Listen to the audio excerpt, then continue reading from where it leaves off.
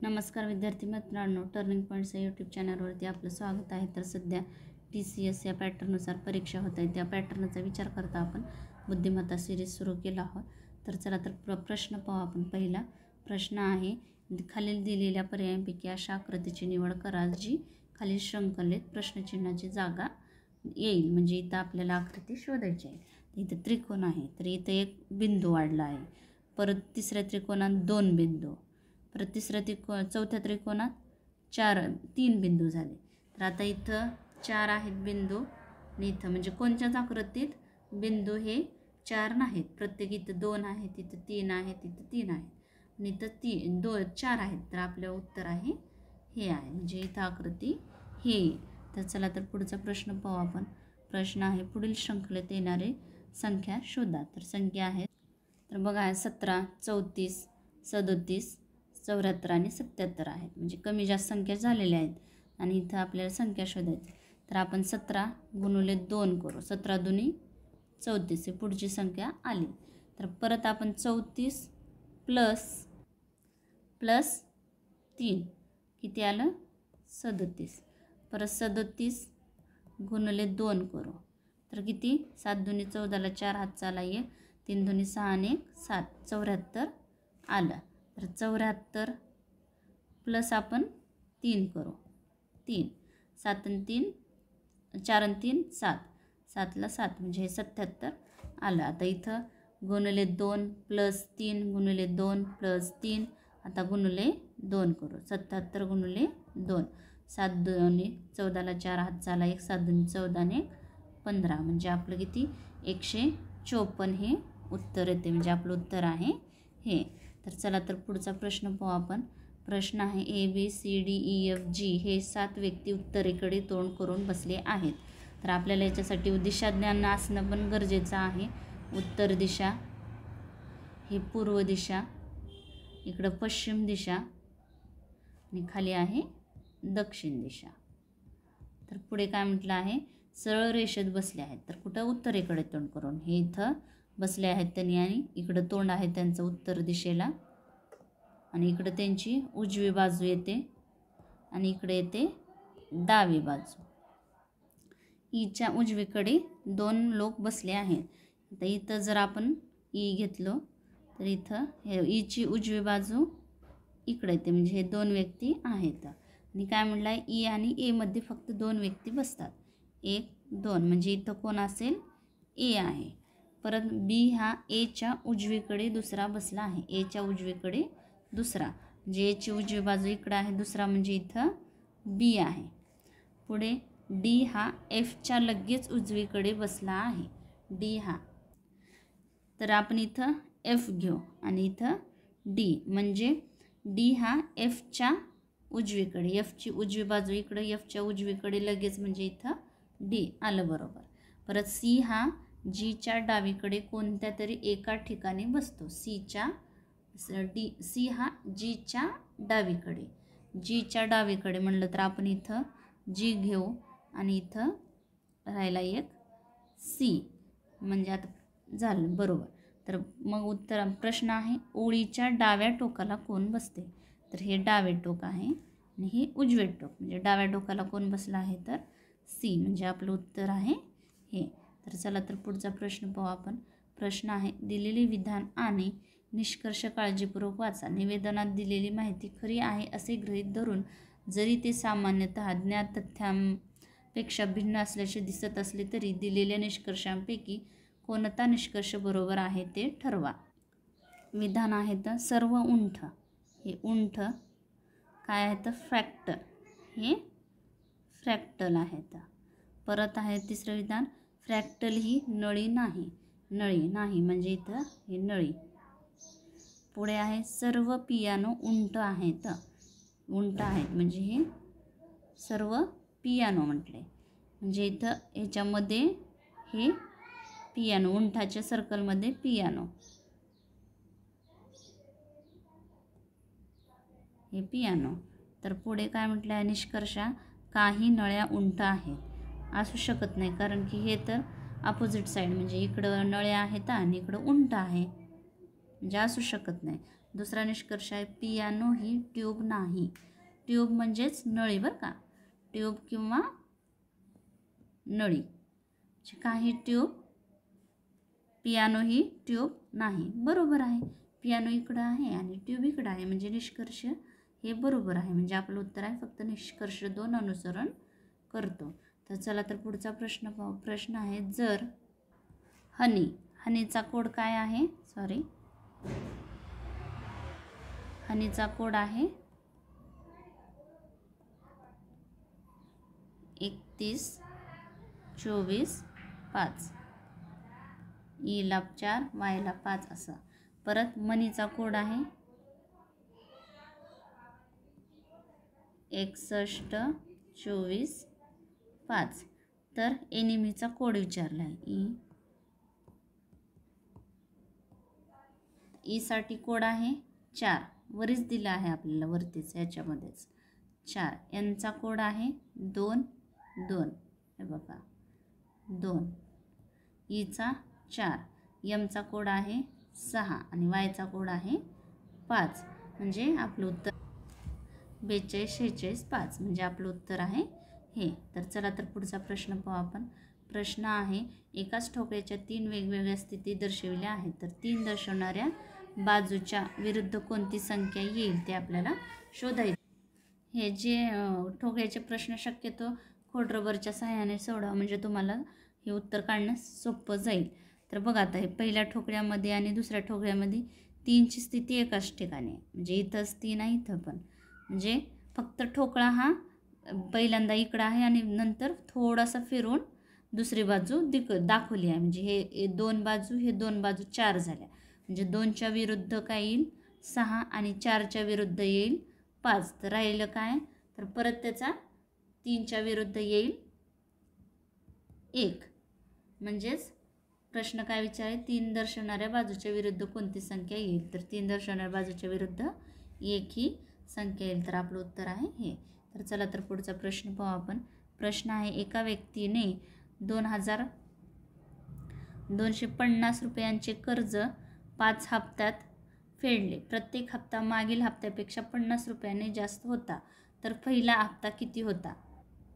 तर 5 हप्त्यात म्हणले तर आपण पहिला हप्ता 0 आणि प्रत्येक हप्त्यामध्ये 50 रुपये जास्त होतात. तर परत दुसऱ्या हप्त्यात 50, तिसऱ्या हप्त्यात 50 रुपये जास्त, म्हणजे ह्याच्यामध्ये प्लस केलं 100 झाले. परत चौथ्या हप्त्यात 100 + 50 150 झाले आणि परत 5व्या हप्त्यात 150 + 50 200, जे झाले एकूण 500 रुपये झाले.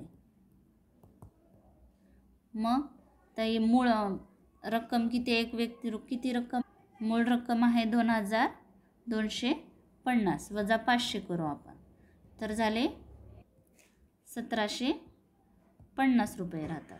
तर बघा आता हे पहिला हप्ता काढायचा आहे आपल्याला. तर 1,750 भागिले 5, 5 त्रिक 15, तर उरले की 2 25, 5 5 25, म्हणजे पहिला हप्ता कितीचा होता, 350 रुपयाचा पहिला हप्ता होता. तर आपलं उत्तर आहे हे. तर चला तर पुढचा प्रश्न पाहू आपण. प्रश्न आहे डॉटर या शब्दात अक्षराच्या अशा किती जोड्या आहेत ज्यांच्या दरम्यान येणाऱ्या अक्षरांची संख्या पुढून आणि मागून दोन्ही दिशांनीही इंग्रजी मुळाक्षरांच्या क्रमात त्यांच्या दरम्यान असणाऱ्या अक्षरांच्या संख्येइतकी असेल. तर याच्यासाठी आपल्याला ABCD काढावं लागेल. A B C D E F G H I J K L M N O P Q R S T U V W X Y Z. तर आता बघा D A U G H T E R dot. तर बघा D 4 नंबरला आहे आणि H हा 8 नंबरला आहे. पण इथं D आणि Hच्या दरम्यान किती संख्या आहेत, 3 आहेत. तर इथं D आहे आणि इथं H आहे. इथं पण इंग्रजी वर्णमालेत तर D आणि Hच्या दरम्यान किती संख्या आहेत, 3 संख्या आहेत. म्हणजे ही इथं पण सेम संबंध आहे, म्हणजे सेमच आहे आणि इथं पण सेम. जे इथं पण 3 आहेत डी आणि एचच्या दरम्यान आणि इथं पण डी आणि एचच्या दरम्यान 3 आहेत. म्हणजे हे एक जोडी झाली डी एच. परत डी जी घेऊ. जी आणि डी आणि जीमध्ये 2चा गॅप आहे आणि इथं पण बघा डी आणि जी मध्ये पण एफ आणि ई आणि एफ आहे. म्हणजे इथं पण 2, इथं पण 2. म्हणजे हे एक जोडी झाली डी जीची एक जोडी झाली. परत आहे जी एच. जी एच लगटच आहेत. इथं पण जी एच लगटच आहे. म्हणजे जी एचची एक जोडी झाली. परत आहे T R. T R. T आणि आरमध्ये एकच आहे आणि इथं पण टी आणि आरमध्ये एक जणच आहे.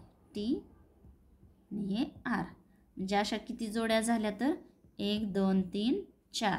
4 जोड्या तयार झाल्यात. म्हणजे इथं पण संबंध सेमच आहे आणि इथं पण सेमच आहे ABCDमध्ये. तर अशा प्रश्नांसाठी तुम्हाला ABCD लिहावं लागेल. म्हणजे तुम्हाला प्रश्न सोडवण्यास मदत होईल. जरा तर पुढचा प्रश्न पाहू आपण. प्रश्न आहे खालील समीकरण गणितीयदृष्ट्या बरोबर करण्यासाठी कोणती 2 चिन्हांची अदलाबदल केली पाहिजे. तर हे 360 गुणिले 8 वजा 320 प्लस 72 भागिले 5 हे समीकरण सोडवल्यानंतर 85 हे उत्तर यायला पाहिजे. म्हणजे त्यासाठी आपल्याला कोणते चिन्ह बदलायचे आहेत तर हे बघायचं. तर आपण गुणाकार आणि हे भागाकाराचं चिन्ह बदलू. म्हणजे गुणाकाराच्या ठिकाणी भागाकार येईल, भागाकाराच्या ठिकाणी गुणाकार. तर 360 गुणाकार आहे म्हणजे इथं भागिले 8 वजा 320 प्लस 72 भागाकार आहे म्हणजे इथं गुणाकार 5. तर 8 एक 8, 8 चौक 32, 32 आणि 4 उरले, 8 पंचे 40, 45 मायनस 320 प्लस ह्या दोन्हींचा गुणाकार 5 दुनी 10, हातच्या आले 1, 7 5 35 आणि 1 36, 360. 45 मधून 320 मधून 45 घ्यालो आपण तर 275. जे इथं बघा मोठ्या संख्येचं चिन्ह देऊ आपण प्लस 360. पण मग इथं प्लस होईल का मायनस तर मायनसच होईल. 360 मधून 75 गेले 85 आले. तर मोठ्या संख्येचं चिन्ह आहे प्लस म्हणजे हे प्लसच 85. म्हणजे आपल्याला प्लस आणि भागाकाराचं चिन्ह बदलल्यानंतर हे समीकरण सोडवल्यावर 85 उत्तर आहे. म्हणून आपलं उत्तर आहे हे. तर चला तर पुढचा प्रश्न पाहू. प्रश्न आहे एका विशिष्ट सांकेतिक ट्रायफिल्डला YQNEQDI असं सांकेत आहे. ब्रीफला आहे GQNDK असे सांकेत दिले आहेत. तर त्या सांकेतिक भाषेत फाल्टरला कसे लिहिले जाईल हे शोधायचं आहे. परत इथं ABCDची आवश्यकता आली आपल्याला. 1 2 3 4 असं तुम्ही लिहूनच ठेवा. M हा 13 नंबरला, N 14 नंबरला इकडं कंटिन्यू, ABCDकडं Z हा 26 नंबरला Aच्या खाली येईल. तर बघा TRIFLED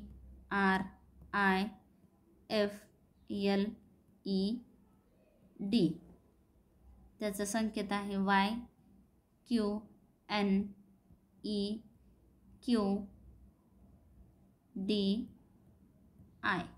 तर बघा टी हा 20 नंबरला आहे तर प्लस 5 केलं प्लस 5 तर 20 आणि 5 25. 25 नंबरला आहे Y. तर इथं R आहे 18 नंबरला, Q आहे 17 म्हणजे इथं मायनस 1 केला आहे. I आहे 9 नंबरला तर इथं परत प्लस 5 केला आहे. 9 आणि 5 14. N आहे 14 नंबरला. पुढे बघा F आहे 6 नंबरला, इथं लगेच E घेतला आहे म्हणजे मायनस 1 केला आहे. E आहे 5 नंबरला. L आहे 12 नंबरला, ज्यात इथं मायनस 1 झालं तर इथं प्लस 5 होईल. 12 आणि 5 15 17. 17 नंबरला आहे Q. परत E आहे 5 नंबरला तर इथं मायनस 1 करावं लागतं. D आहे 4 नंबरला म्हणजेच मायनस 1 D आलं आहे.